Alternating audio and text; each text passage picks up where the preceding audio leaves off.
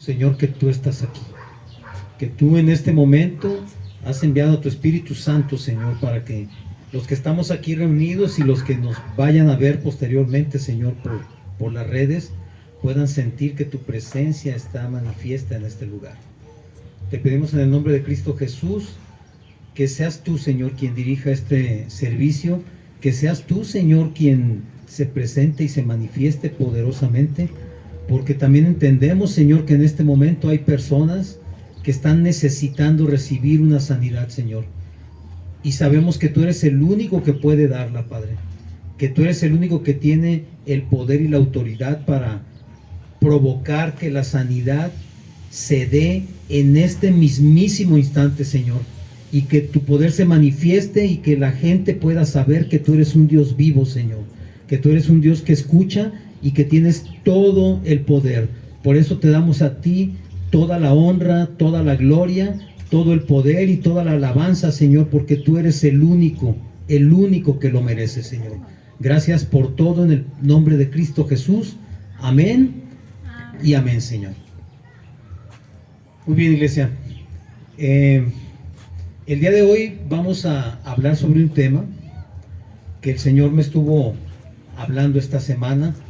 La verdad, yo no esperaba que tuviera yo que leer tanto, investigar tanto acerca de esto, y precisamente por eso es un tema un tanto extenso y lo vamos a hacer en dos partes. Esta es la primera parte de ellas, y el título de esta prédica o de este tema se llama ¿Tú ya estás dando fruto? Y para poder empezar con esto, vamos a ir a Lucas, capítulo 13, versículos del 6 al 9. Lucas 13, del 6 al 9. Ya hemos platicado que el Señor siempre hablaba a la gente en forma de parábolas para que la gente pudiera entender el mensaje que el Señor tenía para todos y cada uno de nosotros. En aquel tiempo y así como en este tiempo sigue sucediendo. ¿Ya lo encontraron? Ya. Lucas 13, versículos del 6 al 9. Es la parábola de la higuera estéril. Aquí en este mensaje está hablando el Señor y dice: dijo también esta parábola. Tenía un hombre una higuera plantada en su viña y vino a buscar fruto en ella y no lo halló. Y dijo al viñador: he aquí, hace 3 años que vengo a buscar fruto en esta higuera y no lo hallo. Córtala. ¿Para qué inutiliza también la tierra? Él entonces respondiendo le dijo: Señor, déjala todavía este año, hasta que yo cabe alrededor de ella y la abone. Y si diere fruto, bien, y si no, la cortarás después.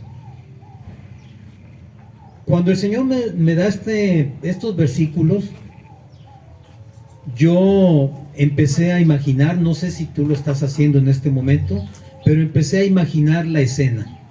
Imagínate tú, el dueño de una viña que llega precisamente a buscar en una higuera, porque por tradición, en la tradición judía, en las viñas se sembraban también higueras, por muchas razones, por muchas cualidades que tiene la higuera, pero no era precisamente el fruto principal, simplemente era una planta que se ponía en las viñas y se sigue poniendo en muchas de ellas.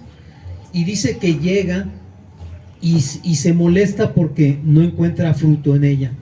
Pero aquí el Señor está diciendo que este dueño de la viña le dice al cuidador, dice: ya van 3 años que vengo a buscar fruto y esta higuera no da nada. De manera que córtala, quítala, porque está usando un recurso, está gastando mi tierra, estamos invirtiendo en ella y no da absolutamente nada. Sin embargo, aquí también nos habla de que el cuidador de esa viña le dice al Señor: Señor, no la cortes, dice, dame 1 año para trabajar con ella, dame 1 año para remover la tierra, para abonarla, regarla, cuidarla, y si después de ese año no da nada, entonces pues corta, la verdad, ya no podría hacer nada yo. Si tú te ¿te imaginas esta escena? El Señor nos está poniendo los diversos personajes. El dueño de la viña es el Padre. Es el Padre que en un momento dado viene a la higuera. La higuera podemos ser tú o yo. La higuera representa el pueblo de Dios, representa la iglesia, y viene el dueño de la viña a buscar un fruto que necesariamente ya tendría que haber dado esa planta. Pero se encuentra con que no hay nada. ¿Por qué? Porque el Señor sabe que ya es tiempo de que esa planta diera fruto, sin embargo, no lo hace. El cuidador de la viña representa a nuestro Señor Jesucristo. El cuidador de la viña, por supuesto, hace un trabajo en todo el sembradío para que produzca lo que debe producir. Cuando Él nos habla aquí de que llega el dueño de la viña y no encuentra nada, obviamente, si tú no lo sabes, yo tuve que investigar esto también. No va a ser una clase de botánica, pero sí quiero que entiendas muchas cosas que yo tuve que ver para entender esto que estamos leyendo. Una higuera más o menos tarda entre 6 o 7 años en dar fruto.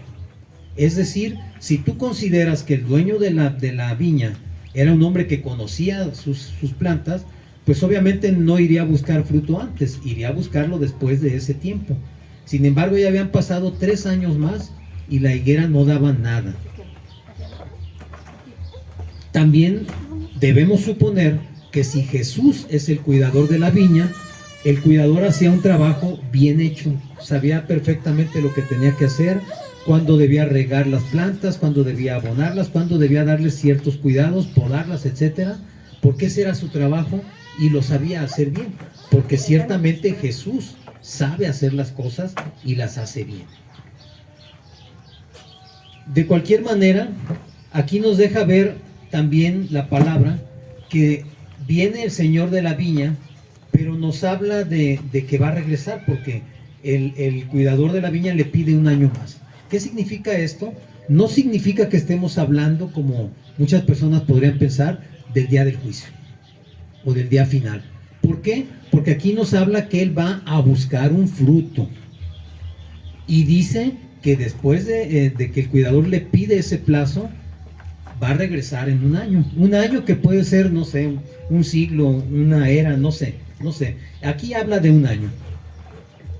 Pero fíjate bien, ¿cómo se supone que cualquiera de nosotros que esté en esa situación debería actuar con respecto a una planta o a un árbol que no produce? Yo te voy a platicar que en lo personal, hace unos años, nos regalaron una planta que la planta original estaba muy bonita, una planta que daba unas flores muy bonitas, y nos dieron un ¿cómo le llaman? Un pedacito, un podito, ¿cómo le llaman? Lo sembramos y ¿qué crees? Pasaron 1 año, 2 años y la planta no daba una sola flor. En este caso, el dueño de no de la viña, de la maceta, era tu servidor. Y un día, hablando con mi esposa, le dije, ¿sabes qué? Esta planta ya me enfadó. Tiene 2 años y no da nada. De manera que vamos a quitarla y poner otra porque la maceta está desperdiciada. Pero mi esposa, así como lo hizo el cuidador de la viña, intercedió por la planta y me dijo, ¿sabes qué? Hay que ponerle en una maceta más grande, hay que moverle la tierra, hay que abonarla y vamos dándole un tiempo más para que dé flores. Yo supongo que, como muchos piensan, las plantas sienten lo que vas a hacer o lo que haces con ellas. Y yo no sé si a la planta le dio miedo o ya no, o quiso aprovechar su última oportunidad, pero ¿qué crees? Más o menos como en 2 o 3 meses ya estaba aventando flores y desde entonces tiene años que no deja de echar flores todo el tiempo.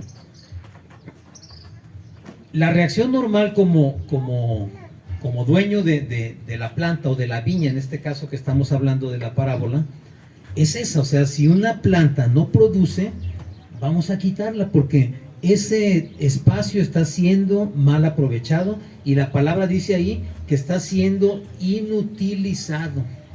Aquí nos habla de la higuera que tiene una capacidad de producir, digamos, mediana, y que como cualquier planta que tú tienes, como cualquier árbol que tú siembras, tú esperas que dé lo que debe dar. En este caso, la higuera, su función fue plantada para dar higos. Ese era el propósito, que diera higos.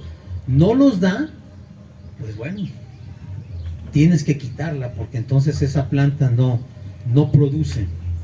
Nosotros podemos leer en el Evangelio de Juan, en el capítulo 5, versículo 2, y dice, es muy tajante este versículo, dice: todo pámpano que no lleva fruto, lo quitará, y todo aquel que lleva fruto, lo limpiará para que lleve más fruto. Es decir, cuando un árbol hace la función para la que fue plantado, no solamente cumple un propósito, sino que además todos nosotros le damos más cuidado a ese árbol o a esa planta. La abonamos, la cuidamos, la regamos. ¿Por qué? Porque hace lo que tiene que hacer. Si su función es dar flores y las da, queremos tenerla bonita. Si su función es dar un fruto, queremos que dé más fruto. Por eso lo cuidamos y por eso le atendemos. Sin embargo, también sabemos que todo árbol o toda hierba o toda planta da un fruto conforme a su género o conforme a su naturaleza, y eso obedece a lo que podemos leer en Génesis 1:11.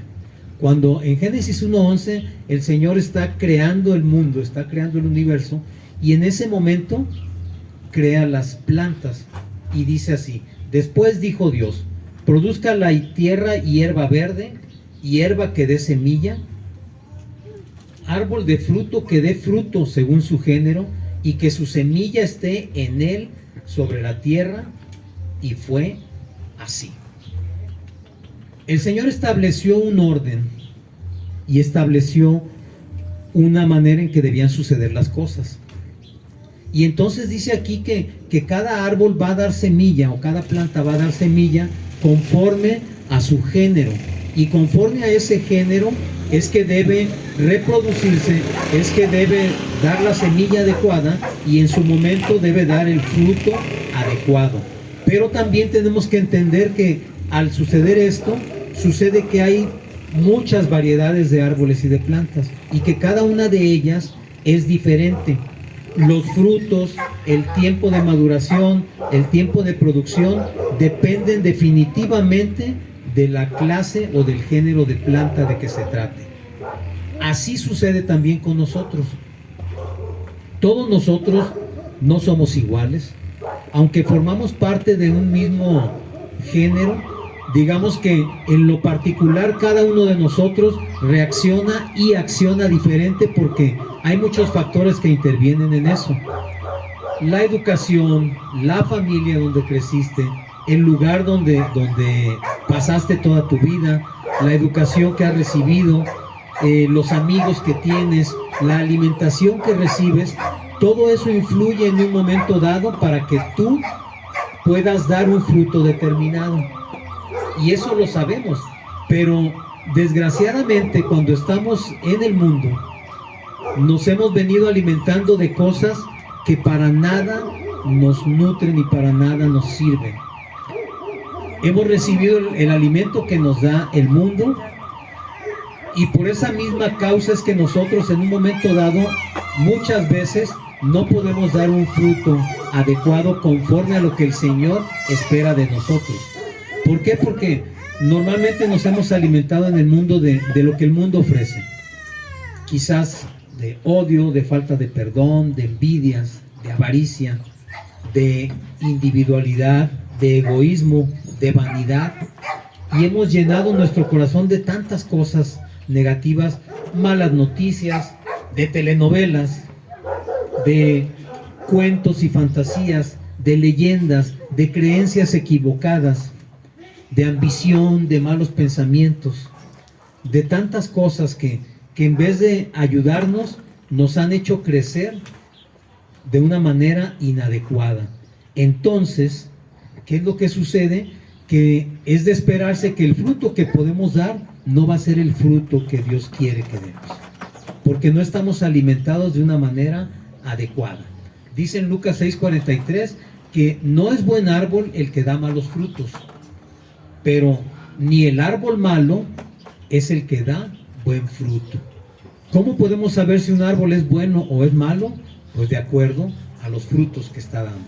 Si el fruto es malo, pues ese árbol necesariamente no puede ser bueno.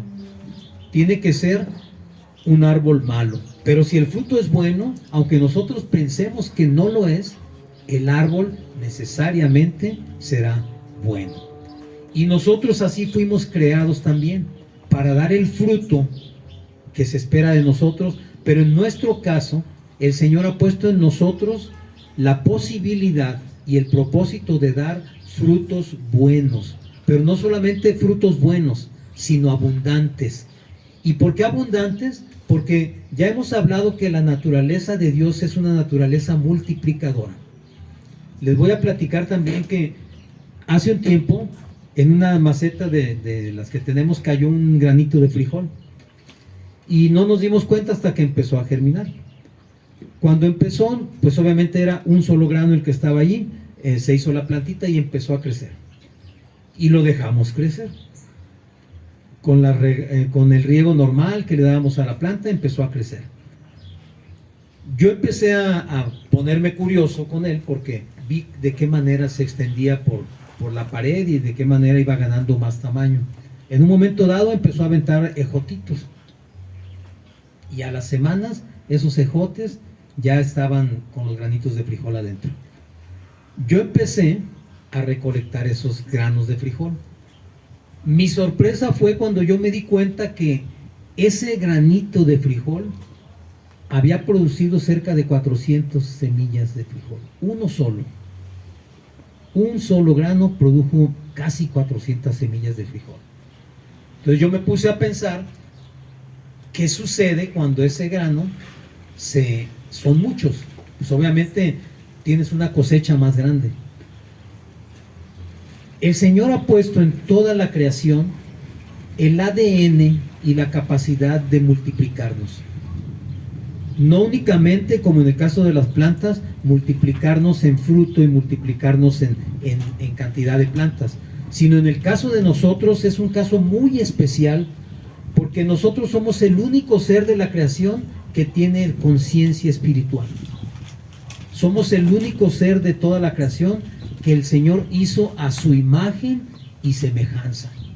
Y eso nos da a nosotros la ventaja de tener una conciencia espiritual, de tener un espíritu, de tal manera que la multiplicación que aplica en nosotros no aplica únicamente a lo biológico. ¿Podemos tener hijos? Sí. ¿Cuántos? No sé. Hay familias muy grandes y familias muy pequeñas. Pero hay algo que sí podemos multiplicar sin ninguna limitación y sin ninguna restricción, y es en el ambiente espiritual. Porque allí no hay nada que nos pueda limitar a nosotros. Entonces, ¿qué sucede cuando nosotros no hacemos esto de multiplicarnos? No damos ese fruto que se espera de nosotros. Pues obviamente estamos reteniendo o estamos limitando esa capacidad que el Señor ha puesto en cada uno de nosotros, en ti y en mí. Y entonces tú te puedes dar cuenta de que si la naturaleza de las plantas es diferente, también lo es la naturaleza de los hombres. A veces, por ejemplo, otra de las cosas que yo tuve que investigar, te repito, no es una clase de botánica, pero un mango, por ejemplo, dice, según lo que yo pude investigar, en 4 meses puede estar dando fruto. La vid y el olivo más o menos se tardan como 3 años en poder dar fruto. Pero en el caso de la vid y el olivo sucede algo muy especial también. De acuerdo a lo que yo pude investigar, cuando estos árboles comienzan a dar fruto, lo hacen de manera exponencial. Es decir, pueden comenzar con poco fruto, pero cada vez van dando más y más y más y mejor, de tal manera que llega un momento en que todo el tiempo estás tú cosechando de ese árbol, porque se llena de fruto de una manera impresionante. Pero también pude ver que hay un árbol en especial, que es el tamarindo.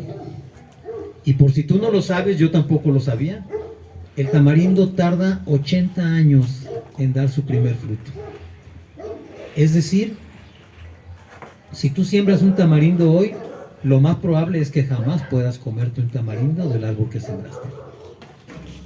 Quizás lo vea tu siguiente generación, pero tú es muy poco probable que te toque ver fruto de eso. Y cuando leí esto también pensé, ¿cuántos de nosotros tenemos, no digo 3 meses o 4 meses de haber llegado a los pies del Señor? Tenemos ya años de estar en los pies del Señor, de haberle conocido y de haberle recibido. Tenemos años de asistir a una iglesia, a la que asistes, o a esta o a cualquiera. Y cada semana quizás llegamos a ocupar un lugar y nos sentamos y disfrutamos del servicio y salimos encantados de ahí. Pero hasta ahí llega nuestra experiencia espiritual. Puede ser que hay gente que tenga no 3, sino 10, 20, 30, 40 años asistiendo a una iglesia, a una congregación, yendo a todas las reuniones de varones, de mujeres, de jóvenes, de líderes, de lo que tú quieras. Y jamás han dado fruto. ¿Qué sucedería si en este momento llegara el Señor, el dueño de la viña, y nos confrontara y nos dijera: vengo por el fruto que tú debiste haber dado ya? ¿Qué le diríamos? Quizás nos llenaríamos de excusas. Señor, es que yo no sabía. Señor, es que yo no puedo. Señor, es que a mí me cuesta trabajo hablar. Es que todavía no me siento preparado. Señor, es que saldrían excusas, miles y miles y miles de excusas. Pero el Señor sabe que el tiempo se ha cumplido. Sabe que tú ya deberías estar dando fruto de lo mismo que has recibido. Al no darlo, la reacción lógica podría ser: córtalo, quítalo. Pero cuando en la parábola de la viña, el cuidador le dice al Señor: dame un año para cuidarlo, lo que nos está manifestando aquí Jesús es su gracia infinita. De que a pesar de que nosotros hemos fallado una y otra vez repetidamente, Él intercede delante del Padre y le dice: dame un tiempo más para trabajar con Él. A mí no me gustaría que llegara el Padre, me exigiera el fruto y yo no pudiera darle nada. No sé en qué situación estés tú, no sé con qué árbol te podrías comparar en este momento, si con el olivo, si con la vid, si con el mango o con el tamarindo. Pero hay una cosa que sí es importante. Cuando el Señor le pide al dueño de la viña más tiempo, le está pidiendo que extienda su misericordia para con nosotros. Dice la palabra yo con amor eterno te he amado, por lo tanto he prolongado mis misericordias. El Señor nos da hoy y cada día una oportunidad más de poder hacer lo que tenemos que hacer. Sabemos que hemos fallado, sabemos que nos quedamos cortos, sabemos que hemos hecho omisión de muchas cosas, pero el Señor en su infinita misericordia nos dice: te doy un tiempo más para que puedas dar el fruto que yo espero de ti. ¿Qué fruto es el que espera de nosotros? Es muy fácil. Hemos estado hablando de plantas. El mango tendrá que dar mangos. La planta de fresas tendrá que dar fresas. El manzano dará manzanas. Tú y yo, ¿qué tendríamos que dar? Lo que corresponde a nuestra propia naturaleza. Los pastores deben producir pastores. Los servidores deben producir servidores. Los líderes deben producir líderes. Y las ovejas, su función es producir ovejas. ¿En qué punto estás tú? No lo sé, pero tú sí sabes. De manera que si eres una simple oveja, por llamarlo de esa manera, tu propósito es que te reproduzcas en más ovejas. ¿Qué quiere decir esto? Que eso mismo que tú recibiste, esa semilla que hay en ti, tiene el potencial de multiplicarse, de crecer y de hacerse mucho más. Pero al ser una semilla espiritual, su potencial es ilimitado. ¿Cuántos? No sé. Cuando tú haces un recuento de tu vida cristiana y tú te das tristemente cuenta de que en toda tu vida jamás has acercado a nadie a los pies del Señor, estás poniéndote en el lugar de la higuera. No has dado nada y ya es tiempo de que lo des. Cuando tú haces el recuento y puedes decir, wow, es que no puedo contar a todas las personas que he traído, a todas las que les he hablado, les he compartido y se han convertido, entonces puedes estar tranquilo porque eres un árbol que está dando un buen fruto. ¿Cuándo se va a terminar? Pues como todo en esta vida. ¿Cuándo se termina? Cuando nosotros dejamos esta vida. Pero mientras estemos en ella, tendremos que seguir dando frutos. Tendremos que seguir, de alguna manera, produciendo cada vez más. Cuando Jesús fue a la cruz y estuvo allí cargando con todos nuestros pecados, con todas nuestras enfermedades, con todas nuestras culpas, dice el Evangelio que un soldado llegó y lo traspasó con una lanza y le abrió una llaga en el costado. Cuando esto sucedió, lo que nos está diciendo la palabra es que en ese momento se abre la llaga, se abre la herida donde tú y yo fuimos injertados. La llaga por la cual podemos tener acceso a la presencia del Padre. En Romanos 11 nos habla acerca del olivo silvestre y del buen olivo. El buen olivo es Jesús. El olivo silvestre somos nosotros. El olivo silvestre, para tu conocimiento, es un arbusto bajito que no da fruto. Parece olivo, se ve como olivo, es un olivo pequeño, pero no da nada. De tal manera que si el olivo silvestre sigue creciendo, crece como árbol, nada más, pero nunca da nada. Pero dice la palabra que nosotros, siendo nuestra naturaleza de olivo silvestre, fuimos injertados en el buen olivo, es decir, en Jesús. Jesús dice, yo soy la vid verdadera. Jesús es el olivo verdadero, el olivo bueno, y nosotros hemos sido injertados en él. Y por cuanto fuimos injertados en él, ahora nos alimentamos de la savia que absorbe y que produce esa raíz. Y dice la palabra que si la raíz es santa, también la rama es santa, porque se alimenta de la savia que es santa. Entonces, ¿tú y yo tenemos esa capacidad? Sí. ¿Por nuestra propia naturaleza? No. La tenemos porque hemos sido injertados en la vid verdadera. Yo te quiero invitar el día de hoy a que si este mensaje te ha movido algo, hagas lo que tengas que hacer. Acércate, si asistes a otra iglesia, acércate a tus líderes, acércate a tu pastor, ponte a disposición, porque nuestro trabajo hoy y siempre es servir en la obra del Señor, para poder dar fruto, el fruto bueno, el fruto abundante que el dueño de la viña espera de nosotros y que puso como propósito nuestro, o propósito suyo en nosotros, cuando nos plantó en la viña, cuando nos plantó en la iglesia, cuando nos plantó y nos injertó en su cuerpo. Todos tenemos un propósito. No hay nadie que llegue a los pies del Señor sin un propósito determinado. Cuando Dios te escoge, Dios sabe exactamente para qué te escogió.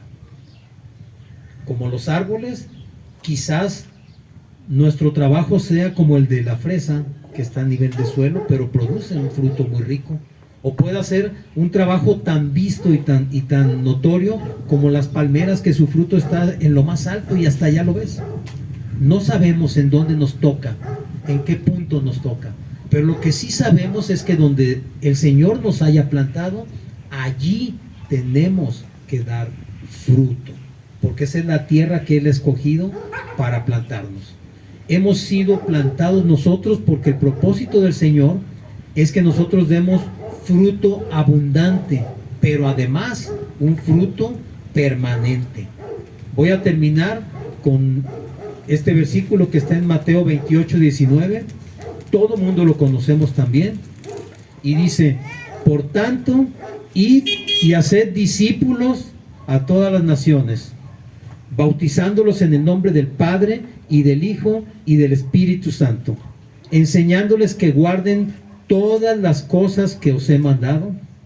Y he aquí, yo estoy con vosotros todos los días hasta el fin del mundo. Este propósito y esta comisión no excluye a nadie.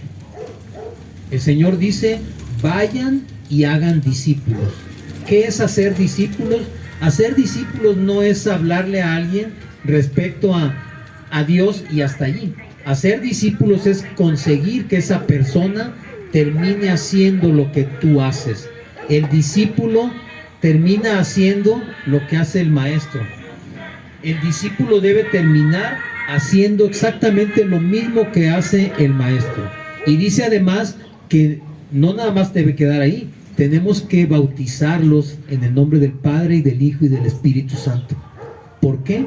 Porque en el momento que alguien se bautiza, está demostrando públicamente la fe que tiene. Está diciéndole al mundo: yo le pertenezco a Jesús. Por eso me bautizo. Por eso dice entonces que tenemos que enseñarles todas las cosas que Él nos ha mandado. Pero hay algo importantísimo que acabamos de leer, y dice que Él va a estar con nosotros todos los días hasta el fin del mundo, y termina con la palabra amén. Sabemos que en el Señor todas las cosas y todas las promesas son en Él sí y en Él amén, porque amén significa así será. Amén. Amén. Quiero también aprovechar para darle las gracias a todas las personas que distribuyen y que replican tanto las prédicas como los mensajes que subimos casi a diario, pero también darle gracias a las personas que contribuyen a la obra, a las personas que de su corazón sale el contribuir para esta obra. Yo quiero pedir en nombre de la iglesia que eso que en sus corazones sale como un acto generoso, Dios lo multiplique de manera impresionante, porque sabemos que Dios no es deudor de nadie, y sabemos que todo lo que hacemos y damos para el Señor, siempre Él lo regresa multiplicado. Gracias a todos, y continuamos con la segunda parte la próxima semana. Los esperamos para ver cómo termina este tema. Gracias, Señor, en el nombre de Cristo Jesús. Amén y amén.